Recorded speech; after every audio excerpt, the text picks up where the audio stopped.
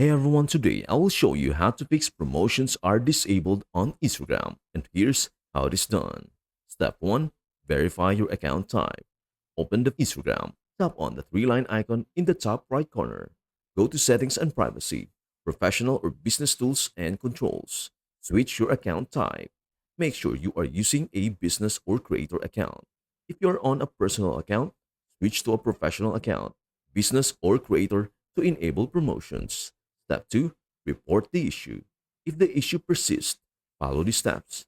Go back to Instagram and navigate to Settings and Privacy. Select Help, Report a Problem. Enable Shake to report a problem if it is not already on. Recreate the issue. Go to Instagram and try to access the promotion feature. Shake your phone to trigger the report feature. When the Did Something Go Wrong screen appears, tap on Report a Problem. Include the screenshot and write a message explaining that you are seeing the promotion disabled notification on Instagram.